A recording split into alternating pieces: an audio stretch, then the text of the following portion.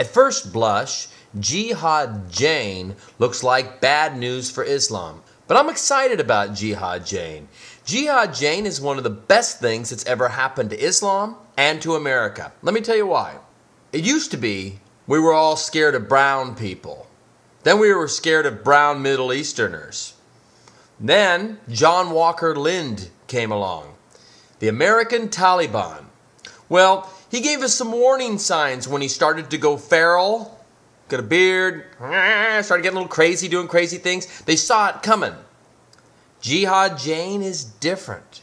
Jihad Jane kept her American non-Muslim name and was plotting terror. So now, good news Muslims, good news brown people, you go to the airport, you will not be the only person getting the rubber glove treatment.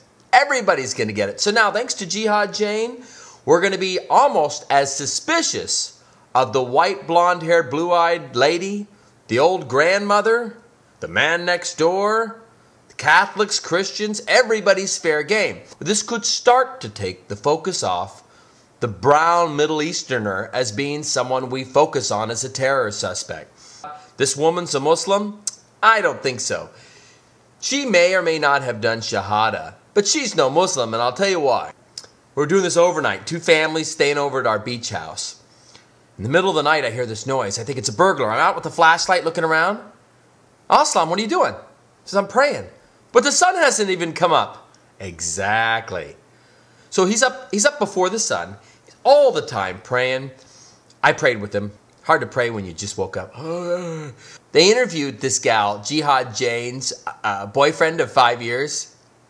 He had no idea. I mean, come on. If the woman you've been with for 5 years is sneaking out 5 times a day to pray, don't you think you'd know? If she converted, was maybe wearing a hijab or niqab, or was buying Middle Eastern foods, a quote-unquote terrorist Muslim, when in fact nobody knew that she had even embraced Islam and she hadn't changed her name. If you're with the lady for 5 years, living with her, and you don't know, come on. That's crazy.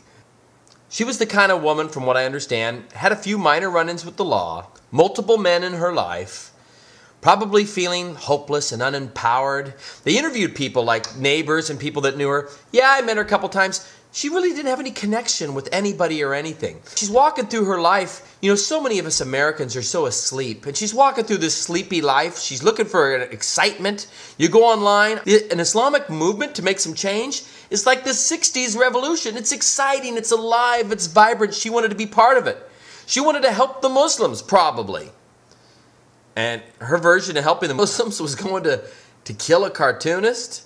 That doesn't help Muslims. That only makes things tougher for Muslims. So she's a little crazy. She managed to find some... I don't think she was recruited. I think she was recruiting people. So she's a thrill seeker. She's looking for some action in her life. And along with that action, probably the first time in her life, she's finding connections with people. They're hate bonds. They're built around hating this cartoonist and others who've defamed, who've dissed Islam. I mean, that concept of let's kill people that diss us, that's a very sort of gangland mentality. She did find some players that were willing to participate with her, but she really does change the playing field for the way America is going to look at terror.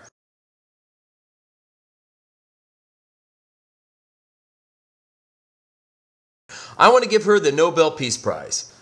Alfred Nobel, who won the first Peace Prize, was actually an arms dealer.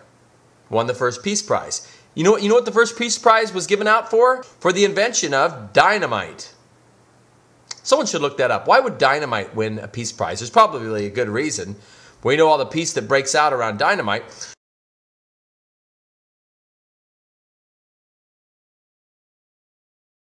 I want to give the same award that I'd like to give George W. Bush. Nothing wrong with George W. Bush. I'm sure he believes he did a great job. Jihad Jane felt she was doing a great job, trying to make a difference. They both were trying to make a difference. They both made a difference, but not in the way they intended to make a difference. So the George W. Bush Congressional Medal of Inadvertent Honor. George Bush, by abandoning the constitutional protections of basic human rights, has caused us to backlash and seek to bring back humanity, to properly try these people, all because George W. Bush's administration lowered the bar so low that it caused an outcry to make things go the other way. A lot of people say if it wasn't for George W. Bush, we never would have elected an African-American president. He lowered the bar so much that anything became possible, is what people who were against him said. Jihad Jane, in her attempt to help Islam, she inadvertently has helped Islam.